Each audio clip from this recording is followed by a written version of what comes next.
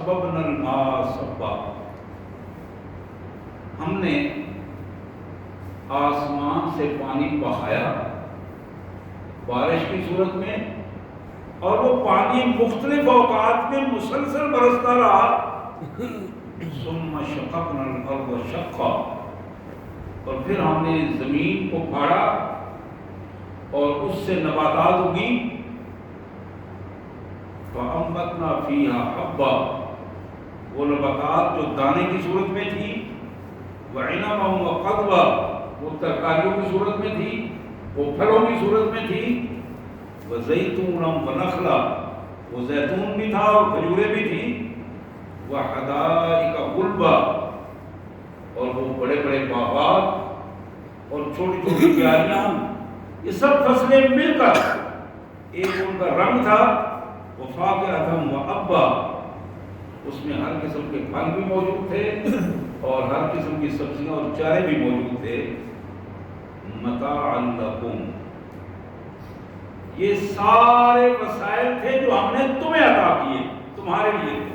متاعا لکم، تمہارے لیے، یہ متاع تھی تمہارے لیے، ولانعامکم، اور تمہارے چوپاؤں کے لیے، مویشیوں کے لیے، جانوروں کے لیے۔ یہ ایک پہلا پیراگراف ہے جس پیراگراف میں ہماری پوری زندگی کو سمیٹ کر رکھ دیا گیا۔ اب اس کے بعد کیا ہے؟ فَإِذَا جَاءَتِ الصَّاخَّةُ، انسانوں تم اپنے چکروں میں پڑے ہوئے ہو گیا، اچانک ایک زبردست چیخ کی آواز آئی، تو پھر کیا ہوگا؟ یہ سب کچھ جو بنا بنایا سیٹ اپ ہے سب بکھر جائے گا، سب بکھر جائے گا۔ اور اس بکھرتے ہوئے سیٹ اپ میں یوم یفر المرء من اخیہ، یہ وہ دن ہے کہ جس دن بندہ اپنے سگے بھائی کو دیکھ کر بھاگ جائے گا، اس سے ملنا نہیں چاہے گا۔ یوم یفر المرء من اخیہ، بندہ سگے بھائی کو دیکھ کر فرار، یفر المرء، فرار ہو جائے گا، بھاگ جائے گا، اس سے ملنا نہیں چاہے گا، ممکن ہے کوئی مصیبت نہ پڑ جائے۔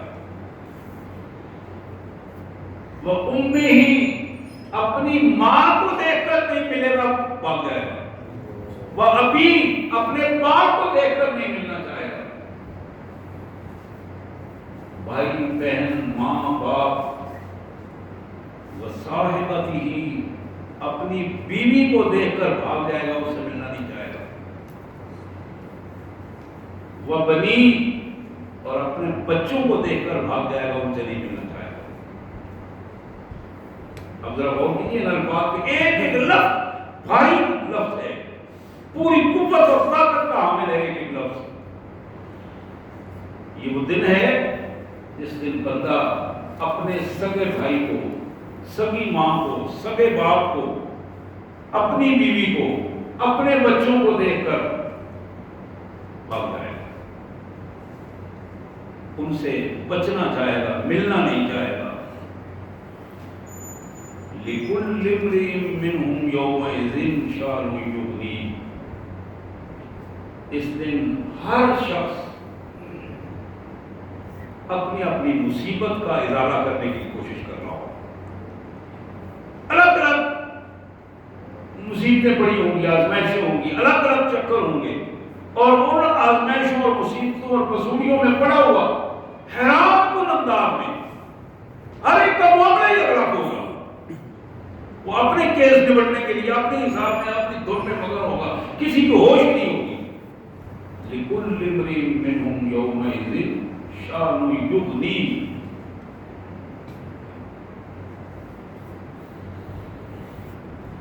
دو لائنوں میں پورا نتیجہ سامنے رکھ دیا ہے۔ وجوہ یومئذ مسفرہ ضاحکۃ مستبشرہ، صرف دو آیتیں چھوٹی چھوٹی، انہی میں کچھ لوگ ایسے ہوں گے جن کے چہرے چمک رہے ہیں، خوشی سے تم تمار رہے ہوں گے، لوگ دیکھنا چاہیں گے ان کے چہروں کی طرف۔ ضاحکۃ مستبشرہ، مسکرا رہے ہوں گے اور ان کے چہرے پر ایک نوید ہوگی، ان کے چہرے پر خوشی کے آثار ہوں گے اور کامیابی کی نوید ہوگی، ان کے چہرے پر پیغام لکھا ہوگا۔ دوسری بات، وَوُجُوهٌ يَوْمَئِذٍ عَلَيْهَا غَبَرَةٌ، کچھ لوگ ایسے ہوں گے کہ جن کے چہرے پر کالے سیاہ چہرے، یا تو وہ ہے نا جی وہ وائٹنس اور کریمیں اور اپنا یہ پمٹن اور پتہ نہیں کیا کیا چیزیں، وہاں تو کوئی مسائل نہیں ہوں گے، وہاں تو مصیبت میں گھرا ہوا آدمی، ہر طرف سے وہ مصیبت کے پہاڑوں میں گھرا ہوا۔ وَوُجُوهٌ يَوْمَئِذٍ عَلَيْهَا غَبَرَةٌ، چہرے پر کالی سیاہ گھٹائیں جس کی طرف دیکھنے سے رکانیاں آئیں، وہ چہرہ دیکھ نہ سکیں۔ تَرْهَقُهَا قَتَرَةٌ، تَرْهَقُهَا قَتَرَةٌ، ٹوٹ پھوٹ کا شکار، ٹوٹ پھوٹ کا شکار، ایسے جیسے مار مار کر کسی کو زخمی کیا ہوتا ہے، تھکاوٹ، ٹوٹا ہوا آدمی۔ یہ کون ہوں گے؟ اولئک هم الکفرۃ الفجرۃ، دو خصلتیں بتائیں ان کی، کہ وہ لوگ ہیں جنہوں نے اللہ کے حکم کا انکار کر دیا ہے۔ اللہ کا حکم تھا ان کے پاس، اللہ کے حکم کا انکار کیا انہوں نے، زبانی کیا عملی کیا، کفر، انکار کر دیا، اللہ کے حکم کا انکار کر دیا، نہیں مانا۔ اس کے مقابلے میں انسانوں کے احکامات پر زور دیتے رہے، انسانوں کے احکامات پر توجہ، اپنی ذات کی باتیں کرتے رہے، اپنی ذات کے گرد گھومتے رہے۔ فجرہ، فسق و فجور میں وہاں پہنچ گئے کہ گناہ کرتے ہوئے اللہ کی نافرمانی، ایک تو انکار کیا اور دوسرے نافرمانی میں اپنے آپ کو بدترین ٹھہرایا۔ نستغفر اللہ ونتوب الیہ، نستغفر اللہ ونتوب الیہ، نستغفر اللہ ونتوب الیہ۔ یا اللہ، ہم اپنے گناہوں کی معافی چاہتے ہیں، الہ العالمین، جو جان بوجھ کر کیے ہیں، جو بغیر جانے بوجھ مجھے کیے ہیں، ہمیں معاف فرما دے، ہمارے والدین کو معاف فرما دے۔ الہ العالمین، ہمیں سیدھے راستے پر چلنے کی توفیق عطا فرما۔ سبحان اللہ و بحمدہ، سبحان اللہ العظیم۔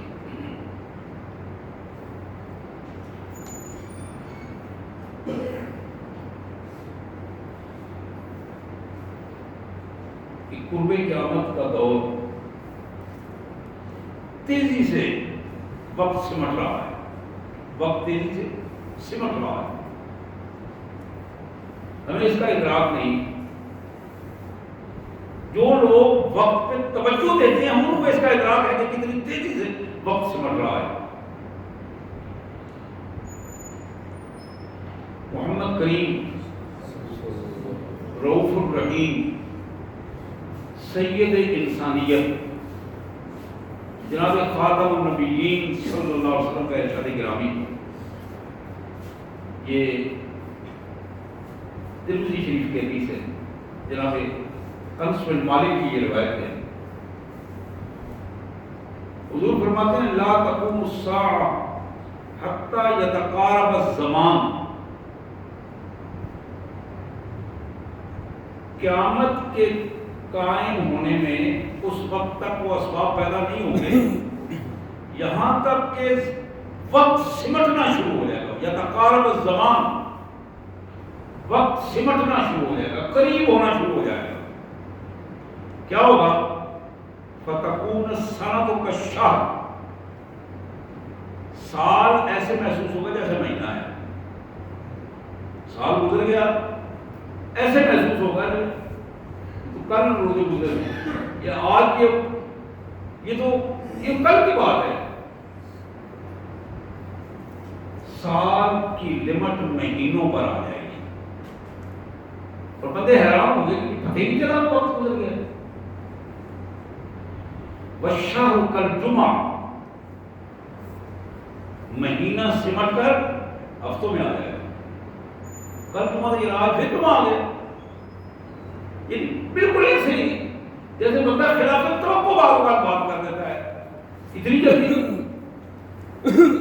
وتکون الجمعہ کالیوم، اور ہفتے سمٹ کر دنوں میں بدل جائیں گے.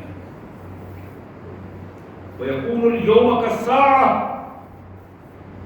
اور دن سمٹ کر گھڑیوں میں بدل جائیں گے. اللہ اکبر. یہ آخری جملہ حضور صلی اللہ علیہ وسلم نے فرمایا وَتَكُونُ السَّاعَةُ كَالزَّرْمَةُ بِالنَّارِ، اور یہ لمحات اور گھڑیاں جنہیں تم کہتے ہو وہ سمٹ کر آگ جو شعلے جیسے ہو گئی، جیسے شعلہ لبکتا ہے، اور اس کیفیت میں وہ سمٹ کر آ جائیں گے. میں عرض کر رہا تھا یتقارب الزمان، میرے بھائی وقت سمٹ رہا ہے. اس سمٹتے ہوئے وقت میں ذہن الجھے ہوئے ہیں، بندوں کے رویے غیر متوازن ہو گئے ہیں. اللہ پر ایمان کا دعویٰ کرنے والے انسانوں کے سامنے جھک رہے ہیں. فتنے کا یہ بدترین دور ہے. وہ انسان جو قبروں کے آگے سجدہ کرنے والے انسان ان کے سامنے جھک رہے ہیں. فتنہ ہے، دجالیت ہے، اور بدترین حالات اور قیامت کا وہ منظر ہے جو ہمارے سامنے پیش کیا جا رہا ہے. اور قوت احساس مرتی جا رہی ہے، اور بالخصوص زندگی سمٹ کر اس سطح پر آ گئی ہے تو کوئی ادراک ہی نہیں ہو رہا کہ کل اگر میری موت آ جائے میں اللہ کو کیا جواب دوں گا. قبر میں میری کیفیت کیا ہوگی، میری موت کی کیفیت کیا ہوگی. مادی اسباب میں رہ کر، دنیا کے مادی اسباب میں اتنا بندہ اپنے آپ کو اتنا مصروف کر دیا اس نے، ان مادی اسباب سے نکل کر وہ جو دینی اس کی سطح تھی، اس دینی سطح کو اس نے بدلا کر دیا. وہ دینی سطح اس کی ترتیب نہیں پا رہی. محمد رسول اللہ صلی اللہ علیہ وسلم نے فرمایا، حضرت کی دوسری حدیث مبارک جناب ابو ہریرہ رضی اللہ تعالیٰ عنہ کی یہ روایت جو بخاری اور مسلم میں موجود ہے. نبی رحمۃ اللہ نے فرمایا یتقارب الزمان، زمانہ سمٹ رہا ہے، وقت کم ہو رہا ہے، قیامت قریب آ رہی ہے، جواب دہی کا دن سامنے آ رہا ہے. جو کیا ہے وہ بتانا پڑے گا، وہ بالکل سامنے ہے. یتقارب الزمان. پھر فرمایا کہ یہ کیفیت وہ یہ ہے وَيُقْبِضُ الْعِلْمِ، معلومات تو زیادہ ہو جائیں گی لیکن علم ختم ہو جائے گا. بڑا فرق ہے معلومات اور علم میں. میں تھوڑا سا فرق بتا دوں. علم وہ ہے جو بندے کو اللہ سے ملاتا ہے، اور معلومات وہ ہیں جو بندے کو سطحی دیکھ دیتی ہیں. وَيُقْبِضُ الْعِلْمِ، اللہ سے ملانے والا جو علم ہے بندے اس سے دور ہو جائے گا، اور وہ علم جو ختم ہوتا چل جائے گا، اور بندوں کی بے اتنائی دیکھ کر اس علم کو اٹھا لیا جائے گا. وَيُقْبِضُ الْعِلْمِ. وَتَظْهُرُ الْفِتْنَةُ، فتن، مختلف فتنے اٹھنے شروع ہو جائیں گے، معاشرہ فتنوں سے بھر جائے گا. میرے آقا صلی اللہ علیہ وسلم نے فرمایا وَيُنْكَشُّ، کینہ پروری، کینہ پروری، بغض، ایک دوسرے کے خلاف بدترین صورتیں اختیار کر جائیں گے. انسان انسانوں کے مقابلے میں کینہ پرور ہو جائیں گے، محبتیں اٹھیں گی اور باہم لڑائیاں، جھگڑے، نفرتیں، عداوتیں، بغض، مال کی وجہ سے، دولت کی وجہ سے، وسائل کی وجہ سے، رشتہ داروں کی وجہ سے، اسٹیٹس کی وجہ سے، یہ بغض اور کینے کی سے سینے بھرے ہوئے ہوں گے. وَيُلْقَى الشُّحَّ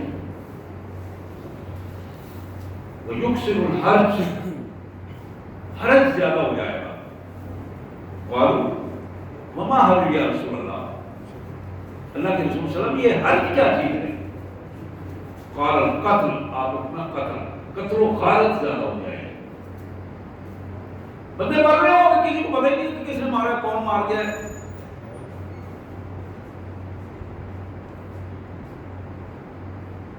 آج تک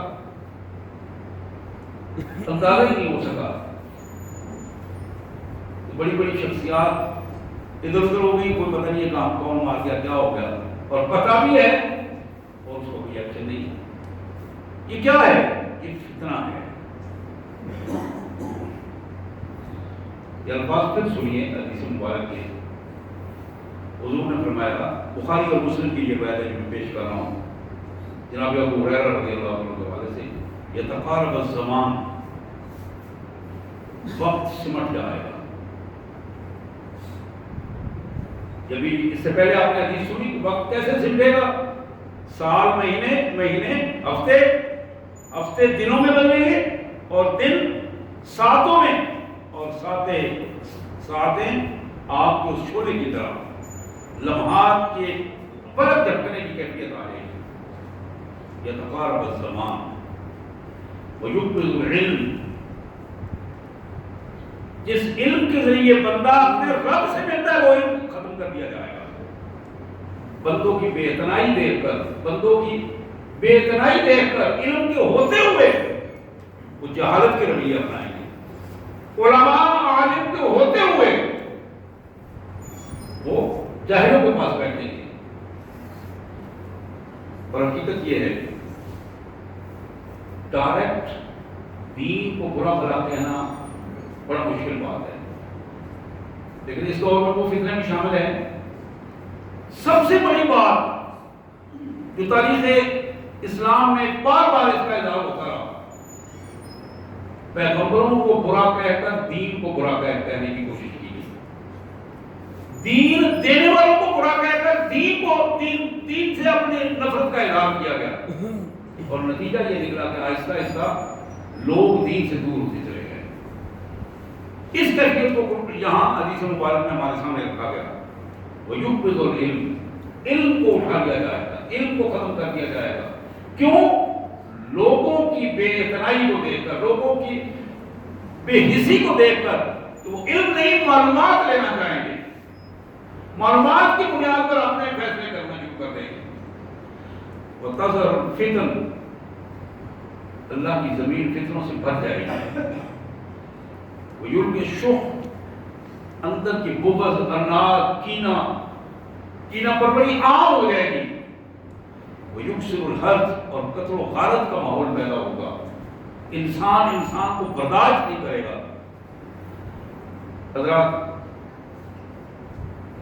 اسی کیفیت کو جناب محمد کریم صلی اللہ علیہ وسلم نے ارشاد فرمایا. یہ مسلم شریف کی حدیث ہے. جناب ابو ہریرہ رضی اللہ تعالیٰ عنہ کے الفاظ، بادروا بالاعمال فتنۃ، لوگوں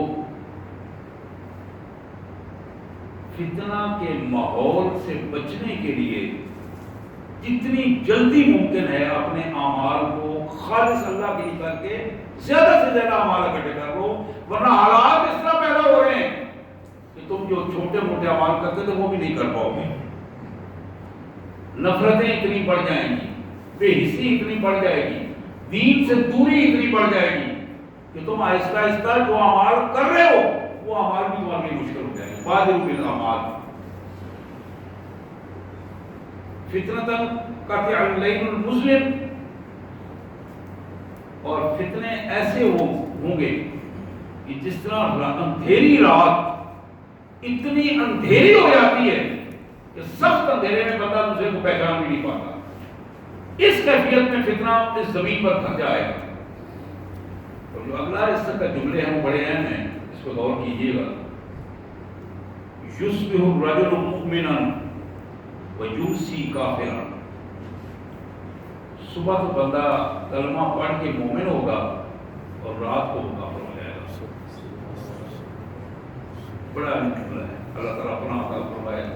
کفر سے، شرک سے، منافقت سے ہم سب کو اللہ بچا دے. اللہ تعالیٰ ہمارے ایمان کی سلامتی ہمیں عطا فرمائے. پھر آقا نے فرمایا کہ یصبح الرجل مؤمنا ویمسی کافرا. صبح ایماندار ہوگا، رات کو کافر ہو جائے گا. ویمسی مؤمنا یصبح کافرا. ایک رات کو مومن سوئے گا اور صبح اٹھ کے اپنی معلومات کی بنیاد پر ایسی حرکتیں شروع کر دے گا کہ جس کی وجہ سے وہ کفر تک پہنچ جائے گا. اور پھر اس آخری جملہ جو ہے وہ اس سے آگے ہے. آپ نے فرمایا یبیع دینہ بعرض من الدنیا. دنیا کا سٹیٹس لینے کے لیے، دنیا کا مال لینے کے لیے، دنیا کے وسائل اکٹھے کرنے کے لیے بندہ اپنے دین کو بیچ دے گا. یبیع دینہ، اپنے دین کو بیچے گا. کس لیے؟ دنیا کا سٹیٹس مل جائے، دنیا میں عزت مل جائے، دنیا میں مرتبہ مل جائے، دنیا میں مال مل جائے، دنیا کے وسائل پر قبضہ ہو جائے. میں آؤں اور لوگ کھڑے ہو جائیں، میں آؤں اور نعرہ مارنے شروع کر دیں، میں آؤں اور لوگ میرا احترام کریں، میں آؤں اور لوگ جس طرح میں چاہوں اس طرح کہیں. یہ وہ اندر کی ایک کیفیت ہے جو بنیادی طور پر منافقت اور جھوٹ کی علامت ہے. اور جہاں جہاں بھی یہ پیدا ہوتی ہے وہیں وہیں اس کے اثرات لوگوں کو مرتب ہوتے ہیں. اس حدیث مبارک کے الفاظ دوبارہ سنیے. مسلم شریف کے حدیث، بادروا بالاعمال. لوگوں، حضور نے اپنی امت کے لوگوں کو بتایا بادروا بالاعمال، میری امت کے لوگوں اپنے اعمال کو جلدی جلدی سمیٹ لو. زیادہ سے زیادہ اپنے نامہ اعمال میں نیکی کے اعمال کو اکٹھا کرو. وقت وہ آنے والا ہے فتنۃ کقطع اللیل المظلم. فتنوں کا دور جب شروع ہوگا تو وہ اس طرح آئے گا جس طرح کھپ اندھیری رات ہوتی ہے، اور ممکن ہے اس کھپ اندھیری رات میں، یعنی جہالت کی جہالت ہوگی، آپ کو اس جہالت اندھیرے میں اب روشنی، نورانیت یا حقیقت نظر نہیں آئے گی، ڈھونڈنا مشکل ہو جائے گا. ان کیفیات سے پہلے پہلے اپنے آپ کو نیک اعمال کو سمیٹنے کی کوشش کرو. یہ دور وہ ہوگا یصبح الرجل مؤمنا ویمسی کافرا. صبح بندہ ایمان والا ہوگا اور رات کو کافر ہو جائے گا. رات کو ایمان سے سوئے گا اور صبح اٹھ کر کوئی ایسی کیفیت ہوگی کہ وہ کفر میں مبتلا ہوگا. یبیع دینہ بعرض من الدنیا. دنیا اور اس کے سٹیٹس کو حاصل کرنے کے لیے اپنے دین کو بیچنا اس کے لیے کوئی مشکل نہیں ہوگا. دین کو بیچ دے گا.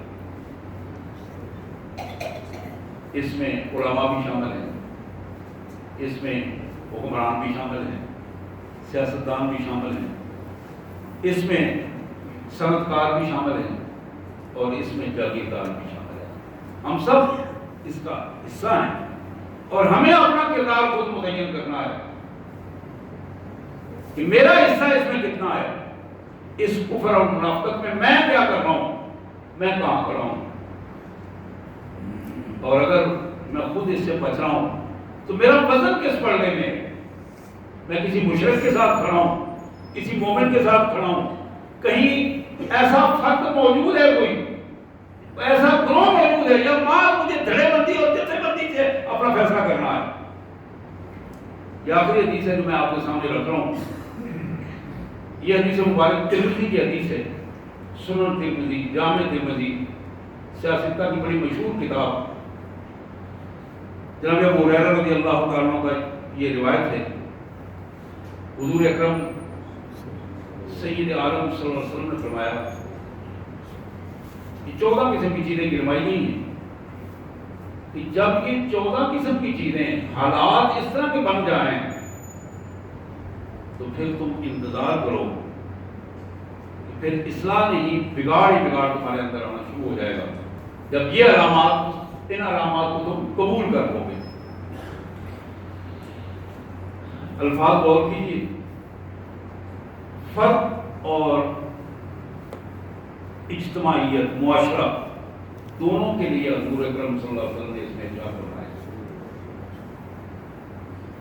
اور ہمارے سامنے جب معیار آتا ہے، ترازو آتا ہے، جب ہمیں تولنا ہوتا ہے، میزان ہوتا ہے، تو پھر اس میزان میں، اس ترازو میں تولتے ہوئے بندہ مومن جو ہے وہ اپنے پردے کو پھر ایمان کی وجہ سے جھکنے نہیں دیتا کسی طرح پہ، وہ اپنے ترازو کو برابر رکھتا ہے، اور یہی اس کے ایمان کی علامت ہے. جب ترازو کے پردے کو وہ کہیں نہ کہیں کسی عصبیت کا شکار کر دیتا ہے، کسی تعصب میں مبتلا ہو جاتا ہے، کسی سطح پر مفادات یا تحفظات کا شکار ہوتا ہے، تو ترازو کا پڑنا اس کے لیے خود مصیبت بن جاتا ہے. جس طرف وہ جھکے گا اس طرف بھی اس کے لیے مصیبت کا باعث بنے گا. میرے آقا صلی اللہ علیہ وسلم نے فرمایا عزت تو عزت خیر و دوبارہ. لوگوں، جب اسٹیٹ کا مال، سرکاری مال، اسے باپ کا مال سمجھ کر ہڑپ کر لیا جائے، عزت تو عزت خیر و دوبارہ. جب اسٹیٹ کا مال، قوم کا مال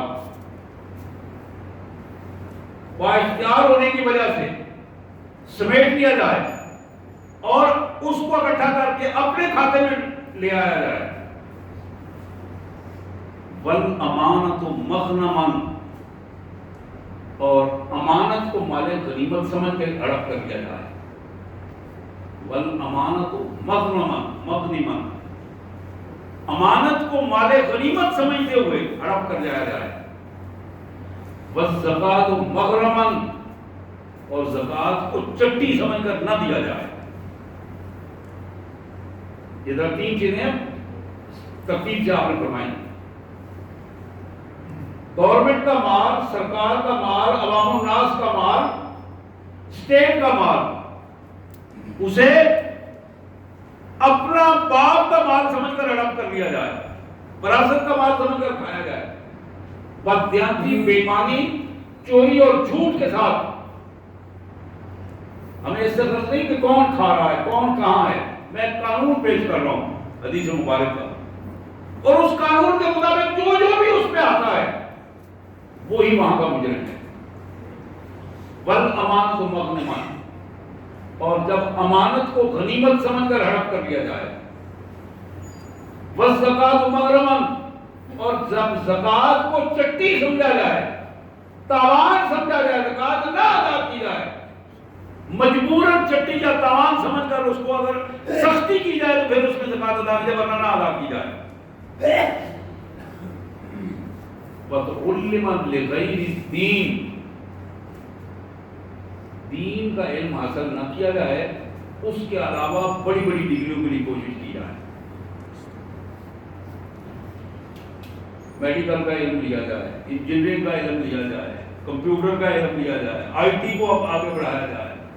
ہر فرد کی آئیڈیل جو تعلیم ہے، اس آئیڈیل تعلیم کی بنیاد ساری کی ساری فنون اور دنیا داری پہ ہو.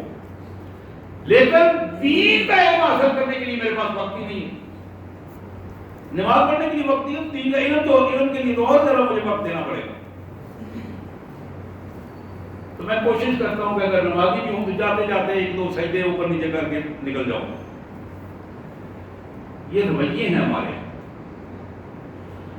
وَتُعَلِّمَ لِغَيْرِ الدِّينِ، دین کے بغیر باقی سب کچھ حاصل کیا جائے لیکن دین حاصل نہ کیا جائے. اور پھر اس کی وجہ یہ ہے کہ جب دین کا پتہ نہیں ہے تو پھر دین ٹھیکے پہ ہوگا، اور جو ٹھیکے والے بندے ہیں وہ کوئی صاحب علم ہے یا نہیں ہے، پھر اس نے جو کچھ کہا ہے اس کے مطابق چلیں گے. اور اگر وہ بتانے والا بھی جاہل ہے تو پھر جہالت ہی جہالت کا طرف نظر آئے گی، پھر وہ مفادات ہی نظر آئیں گے، اور نتیجہ کا ذلت اور رسوائی ہوگی. وَأَطَاعَ الرَّجُلُ أُمَّهُ وَأَطَاعَ الرَّجُلُ امْرَأَتَهُ وَعَقَّ أُمُّهُ، بندہ اپنی بیوی کا فرما بردار ہو اور ماں کا نافرمان بن جائے. وَأَطَاعَ الرَّجُلُ امْرَأَتَهُ، اپنی بیوی کی ہر بات مانے، وَعَقَّ أُمَّهُ، اور اپنی ماں کی نافرمانی کرتے ہیں اسے کوئی احساس نہ ہو کہ کیا ہو رہا ہے. اس پہلو سے بھی دور تک غور کیا جا سکتا ہے. یعنی یہاں ایک توازن ہے،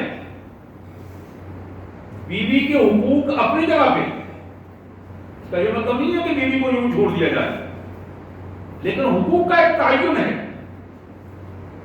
والدہ کے حقوق اپنی جگہ پہ، والدہ کے حقوق بیوی کے حقوق سے فائق ہیں، زیادہ ہیں. بیوی کے حقوق اپنی جگہ پہ ہیں. اگر ماں کوئی ایسا حکم دے جس سے بیوی کے حقوق متاثر ہوتے ہوں تو قرآن نے ماں کا اس کو حکم ماننے کے لیے مجبور نہیں کیا.